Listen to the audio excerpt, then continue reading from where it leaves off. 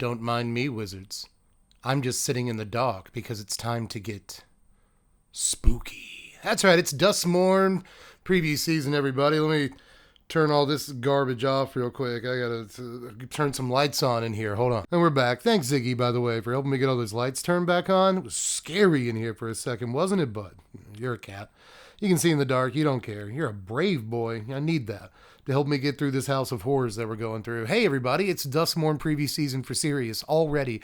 How did that happen? As we all know, the true horror of being a Magic player is the never-ending preview season. Although, to be honest, I like new cards. They're exciting. That's why you clicked on the video. You want to see the new cards too, so let's go ahead and get to it. Let's enter the house at the end of the street. I'm sure it's harmless. Now, we saw a total of 22 brand new standard legal cards from the Spoopy House set, thanks to a preview panel hosted by Blake Rasmussen and some fine folks from the design team. We're going to go through all of them today, look at these brand new mechanics, and kind of order them in order of how excited I am for all of them. You know how spoiler season works. Happy to have you back. Let's look at some cards. Where you going, Ziggy? He came back. He loves me. As usual, we'll start with the kind of meh stuff, but today we'll quickly work our way up, I promise, to the ooh stuff. But with that in mind, let's start with the fear cycle. We've already seen a card or two from this in the very recent past, but we got to see a couple more today, starting with Fear of Immobility, which is easily the most meh card of the day, but it still deserves a little spotlight here. 5 mana, 4 and a white for a 4/4 enchantment creature, which is also a nightmare. When it enters, tap up to 1 target creature. If an opponent controls that creature, put a stun counter on it. So probably always going to put a stun counter on something. Don't tap your own guys down. It's less than 1. Maybe you have a reason to do it, but still, again, this is probably mostly draft playable, so I'm not too excited about it, but it's always good to see enchantment creatures in my standard. Now, Fear of Lost Teeth is another fear that we saw today, and it's a little disturbing, especially considering I have this specific fear and have experienced it multiple times in my life, believe it or not. A single black mana for a 1/1 enchantment creature, which is also a nightmare. When Fear of Lost Teeth dies, it deals 1 damage to any target, and you gain 1 life. Pretty cool little enchantment creature, just a single mana for an enchantment creature. Not a bad deal right off the top, but apart from that, I love this death trigger, man. We've seen a couple of red creatures like this in Magic's past, but not too many black creatures, right? There are some black creatures that when they die, and they too are often 1-drops, they die and like a creature gets -1/-1 till end of turn. But a damage to any target is a whole new ball game, right? You can hit the dome, you can hit a planeswalker, all that's really, really cool. So I like getting kind of aristocrats-based strategy, perhaps, if we have to stoop to this level. We'll see if there's like an enchantments-based aristocrat strategy. There are some things I could see doing with it, but ultimately I just think it's kind of a cool card. I like cards like this, but I don't expect too much out of it. Now, we got to see a bunch of brand new mechanics today, starting with Survival. Now, we only got 1 card with this mechanic, and to be honest, I'm not sure this is a great card, but Veteran Survivor is at the very least a Savannah Alliance. It is a 1 white mana, 2/1 human survivor. It doesn't really have to be too much more, but honestly, in this day and age, you have to be a little bit more. You do, than just a 1 mana 2/1. So what's all the text on this card about? It has Survival. At the beginning of your second main phase, if Veteran Survivor is tapped, exile up to 1 target card from a graveyard.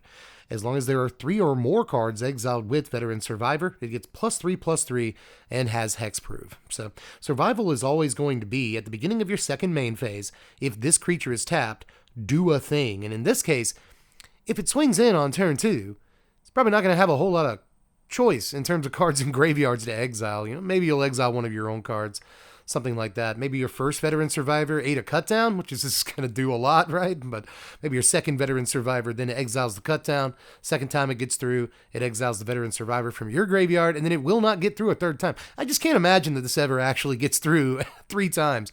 And it doesn't just have to get through 3 times. It has to get through enough times to exile 3 cards by itself before it becomes that juicy 5/4. And it's really kind of tempting to play a 1 mana 5/4, right? But I just don't know if it's ever going to happen, kid. But I gotta say, you know, you gotta give Savannah Lions like some respect when you see it.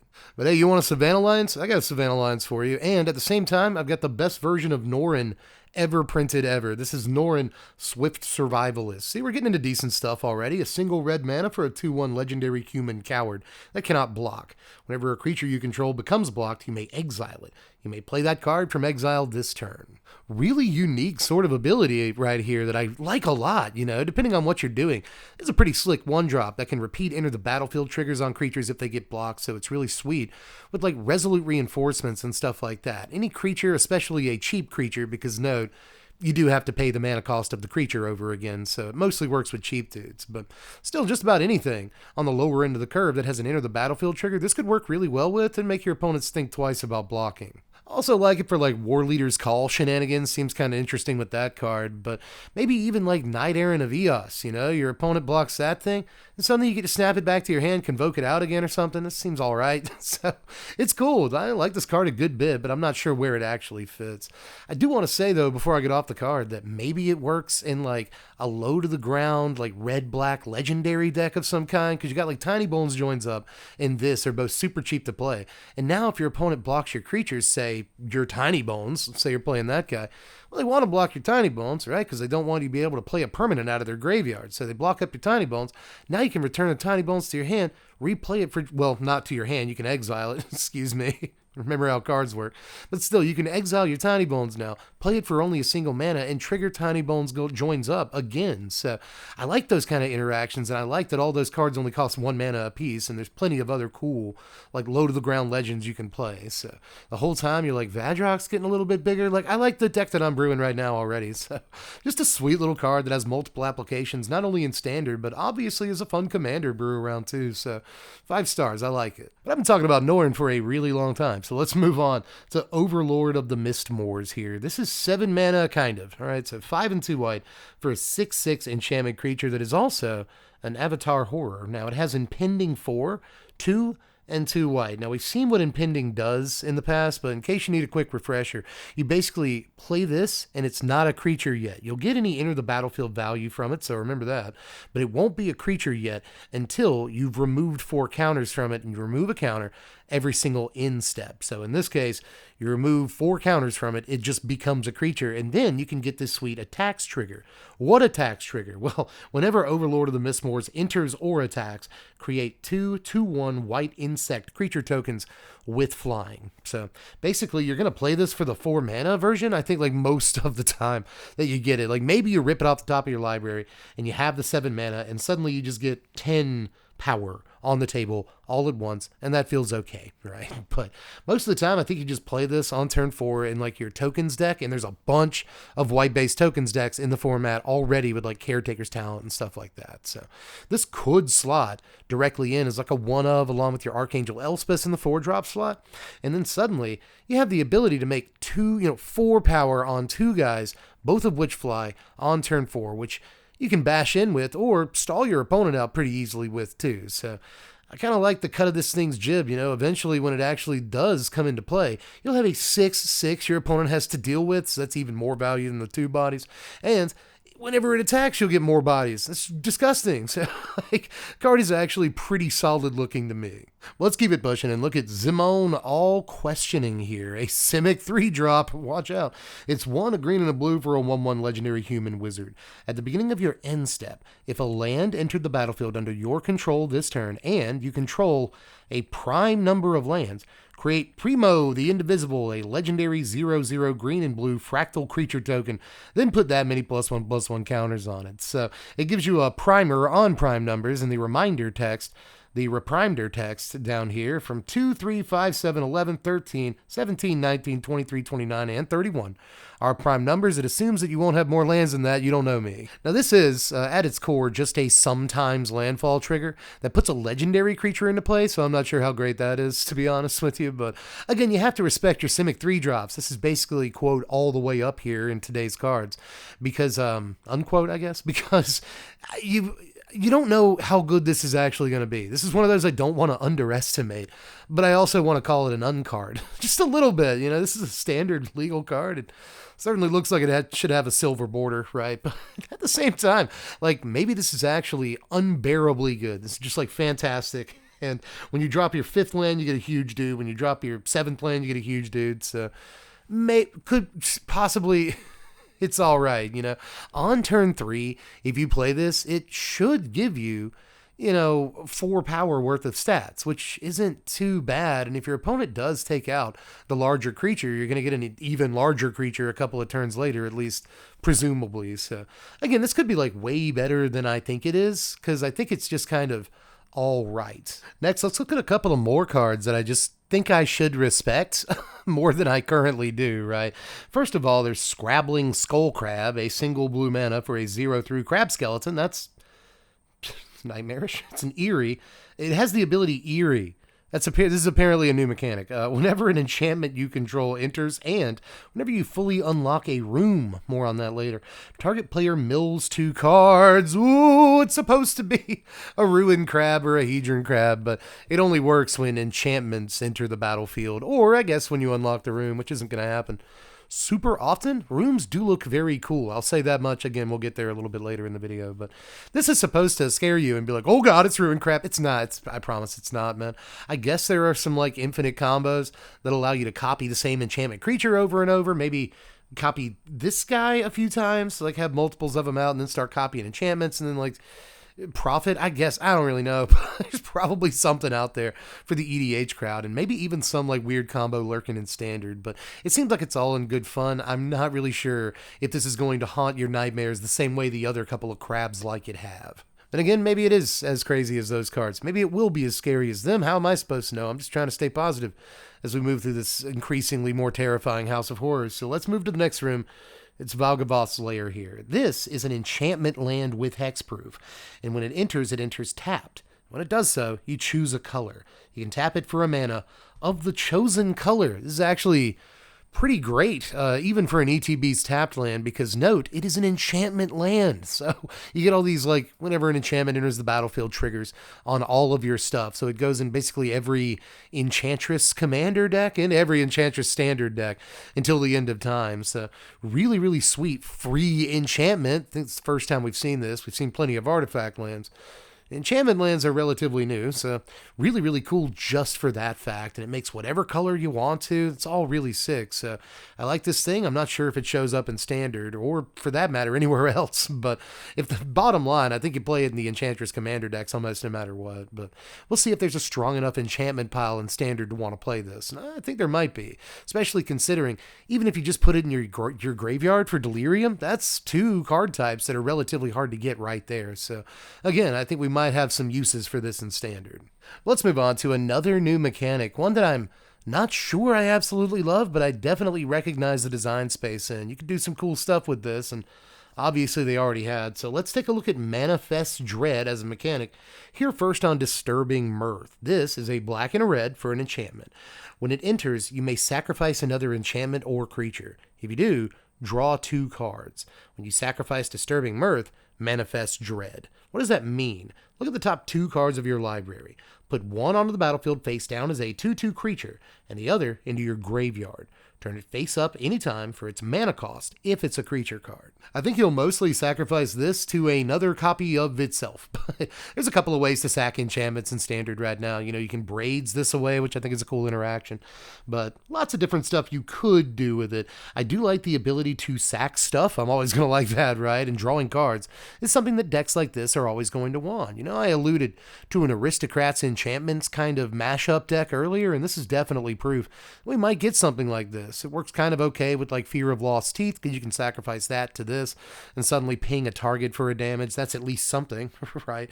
And then later on, you sack this and you kind of get a creature out of it, and maybe you can enable some graveyard shenanigans like Delirium or Reanimation or whatever. So card is kind of doing a lot, and I respect that. You could also sacrifice your Hopeless Nightmare. There's a few ways you could go with this, again, all leading up to Braids as your 3-drop. I think we got a deck brew in here, but I'm going to keep moving on here to more Manifest Dread stuff here. It's Hauntwood Shrieker is a green 3-drop. It's 1 and 2 green for a 3/3 Beast Mutant, and whenever it attacks, Manifest Dread. But you can also pay 1 and a green and reveal target face down permanent.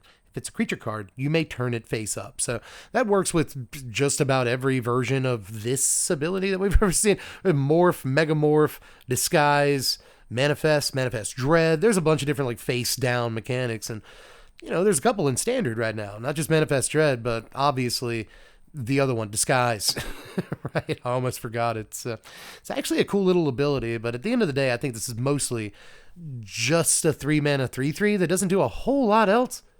You know, maybe it attacks and you get a 2/2 worth of value out of it, so maybe it's better than I think, but a 3-mana creature that you have to wait to attack with is not good unless it's named Glissa, so I'm just not too sure about this one, but again, you have to respect this mechanic. But I think without question, the best of these Manifest Dread cards we saw today was Unwanted Remake. Hilarious name, right? Single white mana for an instant. Destroy target creature. Its controller manifests Dread. So, neat, right? You can target your own guys with this. I guess I should point that out. You know, if they're about to die or they get hit with a removal spell, then bing bang, you know, you get to manifest Dread off of that and maybe even get a larger body, a larger body than you started with. There, I nailed that sentence. I'm still working on my English after like 40 years, but still. This is actually pretty sweet, man. Just 1 mana and instant speed to blow any creature up is something more or less anybody probably wants. Most of the time, like, yeah, you're giving your opponent a creature, but a single mana to instant speed to blow away their 4 or 5 drop is definitely worth giving them a creature a lot of the time. So I do like this. I like 1 white mana, destroy target creature. That's just a pretty good line of text for a really good rate. But next, let's look at a pretty interesting Jund legend. This is Winter, Misanthropic Guide. I don't care if he's a misanthrope. I can fix him. I can brew decks with him. I'm attracted to him as a brewer. And also as a lover. This is 4 mana, 1 and Jund colors. That's black, red, green for a 3/4 legendary human warlock with Ward 2. At the beginning of your upkeep, each player draws 2 cards. It also has Delirium. We finally see this line of text. As long as there are 4 or more card types among cards in your graveyard, each opponent's maximum hand size is equal to 7 minus the number of those card types. To be really honest, I kind of want to roll my eyes at the flavor of the skies. I don't like people. I'm different. So, he's very Anne Rice, Twilightian sort of vampire, and honestly, there's a part of me that does love that. I don't take this seriously, and neither should you. This guy's awesome. Either way, I like everything about this, man. He's a really interesting commander build around. I'm always gonna like a unique commander, and in this case, you get to play 3 different colors that probably all want to draw some cards. So, neat Delirium guy, though, too, man. Note that this effectively allows you, I know it allows other people to draw them, too. Let's not worry about them right now. This allows you to kind of draw 3 cards a turn, because you still get your draw step card, plus these 2 cards for the upkeep. He's got Ward, so, like, you're probably going to make it to the next upkeep and draw your cards. Your opponents probably don't want to kill him anyway, because they want to draw their cards, too. You know, everybody's happy. Everybody's free. We'll keep the big door open. Everyone will come around. It's a Dave Matthews song's kind of embarrassing. But anyway, man, I think people are going to leave this thing out and kind of just let everybody draw their cards, man, you know? So I kind of like it, especially if you can take advantage of this Delirium mode on it, which shouldn't be too hard considering you're getting a huge stream of cards. So, yeah, they'll get some cards and probably be able to actually remove your Winter, right, so that they don't have to care about the hand size thing. But as long as this is out and you have Delirium, then you're actually stressing your opponents out. If they can't immediately remove it, then they're going to go down to, like, 3 cards in their hand, like, pretty quickly, and it's not going to really matter. They're drawing all those cards. So just a cool thing that just enables, like, a game state that you don't really see, or a game action that you don't really see every day. And I like that. I'm not sure it's like destined for standard or anything, but I like when designs on cards are cool and you haven't really seen them before. This is one of those, so I like it. Man, I really went full radio voice without even realizing it on the end, you know? It's like, this is one of those. It's like, what am I doing, man? Let's move on to the Planeswalker from the set, everybody. It's the Planeswalker. It's Kaito, Bane of Nightmares, 4 mana, 2 a black and a blue for a 4 loyalty legendary Kaito Planeswalker with ninjutsu. This has ninjutsu. So, in case for some reason you've never seen that, they didn't put reminder text. It basically means whenever one of your dudes gets through for combat damage, you can pay this thing's ninjutsu cost. You can return the guy that got through for damage. You can return him to your hand and replace him on the battlefield with Kaito, Bane of Nightmares. So you can ninjutsu your Planeswalker out, which is really, really cool. You can also +1, though, if you want to. Ooh, he has a passive I didn't read. During your turn, as long as Kaito has 1 or more loyalty counters on him, he's a 3/4 ninja creature. and also has hexproof. So you're dealing a few damage with your Kaito when you ninjutsu him into play, I guess. But you can also +1 your Kaito and get an emblem with ninjas you control. Get +1/+1, including Kaito, by the way. You can also 0 and surveil 2. Then draw a card for each opponent who lost life this turn. You can also -2 Kaito to tap a creature and put 2 stun counters on it. Now this -2 is actually very sick. I just want to throw that out there, but I guess if you emblem him once, he's a 4/5. Emblem him twice, he's a 5/6. How was that math hard to do, Dev? Anyway, embleming over and over is really, really sweet. And even if he dies, you'll still have all the emblems. So like all ninjas you play from there on out will be huge, and I like that. But apart from that, I like the idea of getting through for combat damage with something ninjutsu Kaito into play, deal 3 damage, and then surveil 2, draw a card for 0. That's actually sweet too. So almost no matter kind of what the board state is, Kaito's going to do something really cool the turn he comes into play. And also get to sting for some damage too. This is effectively a 3-mana planeswalker most of the time because you're just going to play like Spyglass Siren or some other, evasive creature in the early game. And it's pretty easy to get through in the early game for that damage. Deep Cavern Bat is this thing's best friend. Play that on turn 2. If it's still around to swing turn 3, you get a Kaito and maybe return your Deep Cavern Bat to your hand. It's not that big of a deal, right? Because now your Kaito is probably not going to be able to die to whatever removal spell you first got with Deep Cavern Bat, right? So, I don't know. There's a few different lines, ways you can kind of think about this as a standard deck, but I like all of those ways. I think that it slides directly into the sort of blue-black like tempo/aggro deck that's currently kind of getting a foothold in standard, right? It's kind of always had one. So I like a lot about this in standard. I think it's a pretty playable planeswalker. Now, sometimes you like a card a little bit too much, even though you suspect that it's not so good, but you're not going to let that stop you from liking it. So let's look at Peer Past the Veil here. This is 4 mana, 2, a green, and a red for an instant. Discard your hand. Then draw X cards, where X is the number of card types among cards in your graveyard.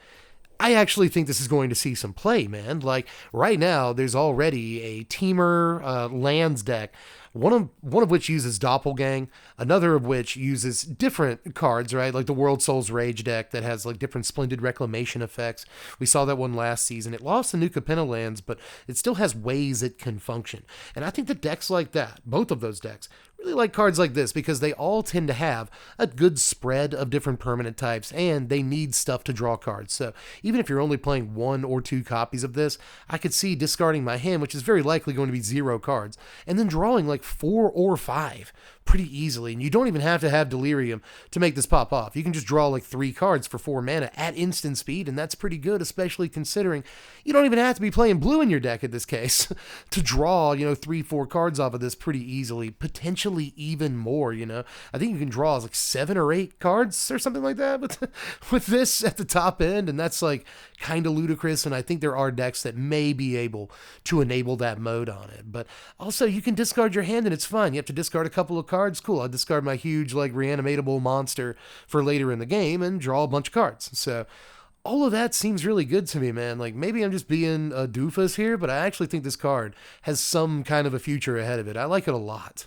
You just have to peer past the crappy parts, and you'll see what I'm talking about. There's something to love about this card, but let's move into the really, actually good stuff from today, I think, starting with the big bad from the set. And this is also where I'm going to start showing my beautiful face to you, which is another horrifying thing you'll have to deal with in this video. I apologize. But this card right here is Valgavoth Terror Eaters. 7, 8, 9 mana, 6 and 3 black. So 9 mana for a 9/9 legendary Elder Demon with flying, lifelink, and ward.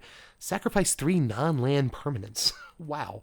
If a card you didn't control would be put into an opponent's graveyard from anywhere, exile it instead. During your turn, you may play cards exiled with Valgavoth. If you cast a spell this way, pay life equal to its mana value rather than pay its mana cost. Wow, bro, I didn't even see that. Oh, by the way, here's Ziggy. I just have to pull the card down for a second. Ziggy, you look great. Actually, can we put the card over my face? instead, so we can just watch Ziggy while he hangs out right there? Sure. Here's the card. Yeah, this card is sick. I only just now noticed that you actually pay life for the cards rather than pay their mana cost. I thought you'd lose life equal to their mana cost and still have to pay the mana cost. No, that's not how it works at all. In fact, you can just play like 3 cards in the same turn for absolutely free. This card is so stupid. This card's very stupid. You can just reanimate it onto the table, and suddenly you have a 9/9 flying lifelink that is more or less impossible to get off the table without a sweeper. So that's good in and of itself. Like, no silly enter the battlefield trigger as far as it being a reanimator target goes, right? No, Atraxa or Itali level of enter the battlefield trigger like you'd normally be looking for. But honest to God, it is more or less impossible to get this thing off the table aside from a Sunfall once it does hit the table.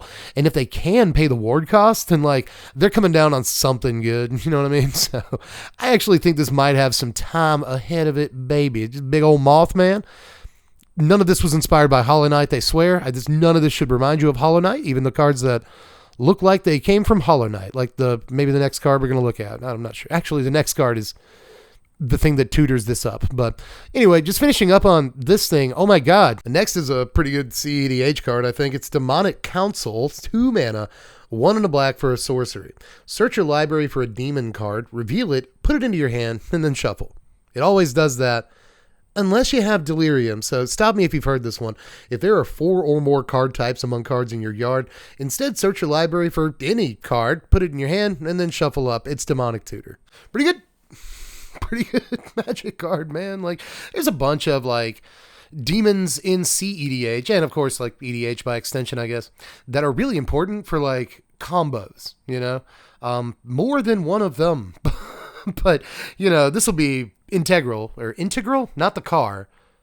It's like integrity. Integral in any number of CDH decks that want to enable some of those ridiculous combos. But also just like go get a demon. That's good in like any deck that has important demons. Even if you only have like 3 important demons, it's still like really, really good. But it's not that hard to get Delirium. It's not like super duper hard to get Delirium. So like later on in the game, it's always Demonic Tutor.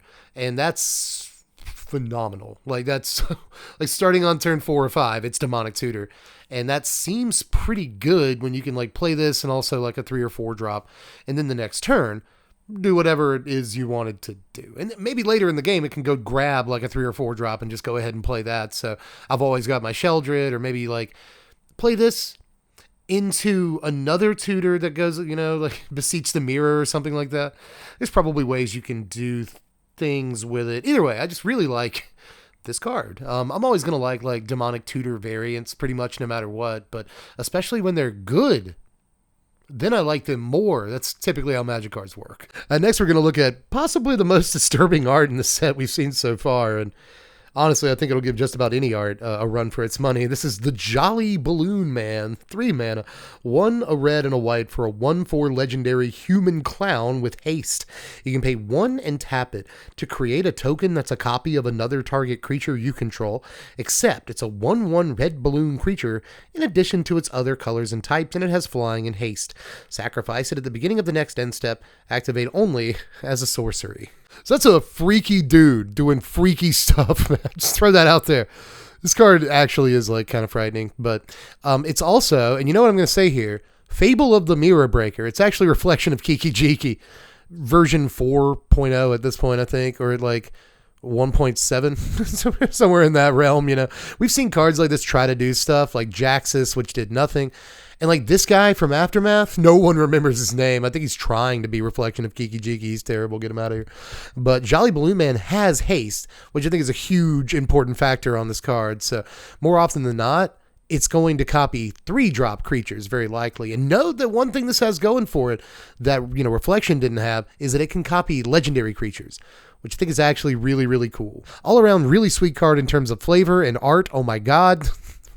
The art, but also in terms of what it actually does, I think it might have a slight chance in standard. Now next, let's look at Split Up, which I'm just going to put it right here on screen. This is Split Up. It's pretty simple. It's the white sweeper of the set, and it's really good actually. 3 mana, 1 and 2 white for a sorcery. Choose one of these.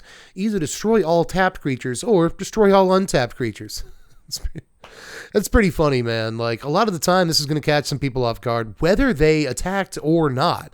This can blow up, like, most of their creatures. So that's pretty good. It basically blows up any creature that entered the battlefield last turn and didn't have haste. I like that about it. Pretty sweet. But altogether, I'm not sure if it's as good as, like, temporary lockdown in Standard, but I do think it's a nice take on a wide sweeper that costs very, very little mana. And honestly, this is going to take out more than temporary lockdown at a certain point in the game, which I really like about it too. So wouldn't be surprised to see it show up here and there, especially after lockdown rotates. Next, we're going to look at one of my actual favorite cards of the actual dang old day here. It's Dollmaker Shop, but it's also Porcelain Gallery. Now, this is a room. That means that you may cast either side of this card, basically. And then that will take effect. All right. You'll have that enchantment on the table, but you can just unlock the other side of the room by paying its mana cost. So in this case, you can pay 2 mana for Dollmaker's Shop. So in that case, you'll get a 2 mana, 1 and a white enchantment. And whenever one or more non-toy creatures you control attack a player, you'll get a 1/1 white toy artifact creature token. And if you played that on turn 2, you'll just have this card on the battlefield, at which point you can eventually pay 6 mana to unlock Porcelain Gallery.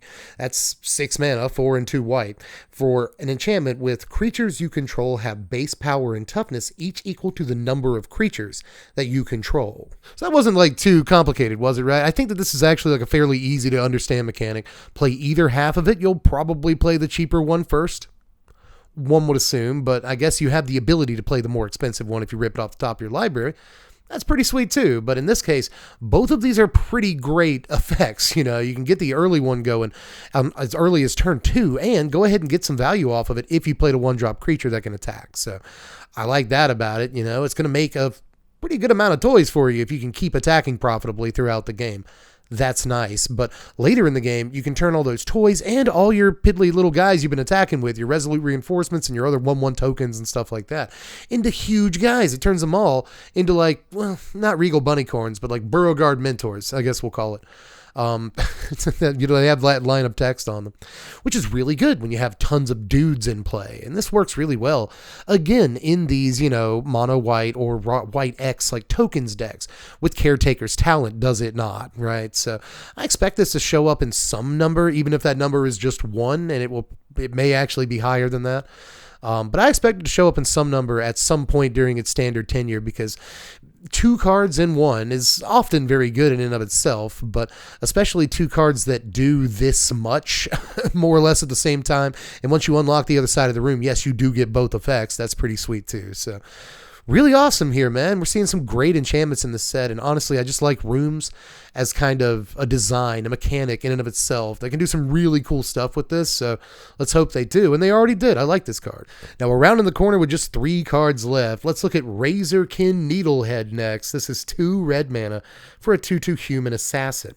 It has first strike during your turn, but the cool line of text here is, whenever an opponent draws a card, Razorkin Needlehead deals 1 damage to them. A cheaper Underworld Dreams on a body in red. Man, that power done crept, ain't it? That's just a really sweet card, though, man. Obviously really cool in multiples. I like that about it, but probably more of a sideboard specialist. All depends, though. The longer it stays in play, your opponent's taking at least 1 damage every turn, which is something I like, but it turns out people like to draw cards. There's so many ways of drawing cards. I keep bringing up Caretaker's Talent in this video, and this is actually a nice little piece against a Caretaker's Talent, because they sure do draw a bunch of cards, man. It punishes multiples of all these cards that draw a ton of cards, punishes anything that draws a bunch of cards at one time, and there's a bunch of cards like that people like playing in Standard too. But even beyond Standard, there's a lot of cards draw cards that people really like to play. So I could see this seeing play as far back as Legacy and Vintage, where people are playing, brainstorms and even ancestral recalls with some regularity, right? So really sweet thing, man. Underworld Dreams is a hell of a drug. And once you actually get a body that can attack and, sit on the table and deal damage, it costs 2/3. You get a 33% discount off the price of an Underworld Dreams. I'm sold. I'm sold every day. This is an amazing card in my book, so it's all the way up here on the list. Again, even if it only, takes up space in sideboards, I think it's one of the better mono red sideboard cards in Standard. Let's go ahead and move on, though, and take a look at a couple of cards in the Enduring cycle. We'd already seen Enduring Tenacity, which is a card I am very excited to have available to play in Standard. That thing looks awesome to me, but the whole Enduring cycle seems awesome in concept. These are basically all creatures that when they die, they come back as enchantments that have their same text box, but no power and toughness. That's a really cool idea, man. And not only did Tenacity look good, but Enduring Curiosity looked good too. Now, not as good as the other Enduring card we saw today, but Curiosity is still interesting. This is 4 mana, 2 and 2 blue for an enchantment creature. It is a cat Glimmer. It is a 4/3 and it has flash. Whenever a creature you control deals combat damage to a player, you draw a card. And of course, when this dies, if it was a creature, return it to the battlefield under its owner's control as an enchantment. So flash it in whenever a creature of yours, say, does combat damage, ninjutsu style, right? And suddenly you get to draw a card. Or if more than one of your creatures draw cards, because note, this is not whenever one or more, it's whenever a creature. So if your opponent lets like 3 of your dudes through, you draw 3 cards, which is disgusting, man. It's repulsive. This is basically a 4 mana Gix with flash in blue, in Standard. And I think especially when you pair the 2 cards together, you might have something going for you, you know. A 4/3 is a pretty good body in and of itself. And it can flash in and, like, you know, block a creature if you wanted to as well. It's got that kind of mode on it too. So, and if it does flash in and like trade with a creature, even if it dies, still get it back as an enchantment. So on the crackback, you can draw a bunch of cards. Just a lot of really cool things about this. I didn't mean to downplay how good it is. I think that it's actually very good. But perhaps even better is Enduring Innocence. This is 3 mana, 1 and 2 white for a 2/1 enchantment creature. It is a sheep glimmer with lifelink. Whenever 1 or more other creatures you control with power 2 or less enter, draw a card. This ability triggers only once each turn. When Enduring Innocence dies, if it was a creature, return it to the battlefield under its owner's control as an enchantment. So we get another one of these, man, you know, like another sort of Caretaker's Talent or Welcoming Vampire, I think is probably the closest resemblance to a card like this. But there's also Takasia's Welcome, these like 3 mana white cards that let you draw cards when creatures come into play for whatever reason, right? So this is another one of those, and that's awesome. I mean, first of all, having as many of these for Commander, a singleton format as you can seems like a pretty good idea. But even in Standard, man, like a 3 mana 2/1 lifelink with this ability that allows you to replace itself in the, you know, couple of turns it's in play after that. Sometimes it actually gets you like real card advantage turn over turn. And then when it does die, probably gains you some life from the lifelink, right? If it blocked in combat or something. And now you just have this effect for the rest of the game as a normal old enchantment that you probably would have paid 3 mana for in the first place anyway. So actually a very, very cool little thing here. Seems okay to me, man. I'm not sure if it's the absolute best card of the day, but it is the final card that we got to see from today. But doesn't mean we're done with spoiler season like whatsoever, dude. There's plenty of more stuff to see, and there's more stuff we got to see today. There were Commander previews, plus we got to see special guests like this Damnation from the guy that does Silent Hill. I can say it, they couldn't say it on the preview panel for some reason because maybe they don't want to get sued or something, but yeah, it's the Silent Hill artist, and he did this version of Damnation. Not standard legal, kind of sucks, but still more printings of Damnation is always good. I'll take them. So gotta see some exciting stuff today, man, from some cool frame treatments to some just really very playable standard Magic cards, which is what I'm all about, man. I want every new set that comes out to be good and actually, you know, have relevance in Standard. That's especially right after a rotation. I think that's important, and it looks like we're going to get a set that has, like, so far at least, a similar level of impact on the environment that Bloomborough did, i.e. a huge impact on the environment, because these cards are obviously playable from the rip, at least most of them that we saw today. Other important stuff to remember, though, before we wrap everything up, is that this spoiler season will last until September the 13th, the cursed day of September the 13th. And that said, it's still going to be like another week and a half after that before the set is available on Arena, because it comes out on Arena on September the 24th, and then the worldwide release is just a few days later on September the 27th if you're wanting to get the set in paper. How do you feel about it so far, man? We've only seen like 30 cards in total from it, but I'm liking what I've seen, at least. I'm really digging the aesthetic and the idea of behind this plane. I know it's not for everybody, especially right after Bloomborough. People are sort of questioning the tonal shift, but it's time for the Halloween set. I love a good Halloween set, man. I like a good fake Innistrad that gets to do different stuff with its themes and still be spooky. I'm really behind this set in terms of the themes and mechanics and ideas and stuff. But let me know how you felt about not only the cards that we saw today. That's the important part, but it's also important. Let me know how you feel about the set. Are you vibing with it? Are you not? All that stuff, because I'm kind of locked in at this point and I can't wait to see more. That's pretty much it, though. You can start filing out. Single file, take it slow, don't trample each other. I know there's a lot of you in here right now, but you got to respect one another. All I'm saying is before you leave, do the YouTube stuff, though. Hit the like button before you hit the lights. I'm still workshopping that for the last 3 years. It doesn't quite work, but you can also sub to the sandwich. There's going to be lots more previews for the set. It is not over by a long shot. Like a 300 and something card set. We've only seen 30 cards. So stay for the other 90% of the sets. Subscribe to the channel if you haven't done it yet. You'll get those in your notifications and your recommended feed, all that stuff. Your subscriptions feed. I'll be everywhere. I know it sounds terrible, but please, just for spoiler season, go ahead and sub to the sandwich. But apart from that, you can check out the Patreon if you like the cut of my hair and you want to see more from the channel and just let us grow and prosper and be the channel we know that we can be. Check out the Patreon, just $1 a month to get started, and do other YouTube things too. There's videos down there. You can watch me play some Magic and stuff. I'm trying to get those off the ground. I'm basically done, so it's your turn. Let me know how you felt about the stuff, and I will catch you cats, not just later, but very, very soon, in fact, with more previews. I'm Deb from The Place. Thanks for watching, Wizards. Spread love and be kind.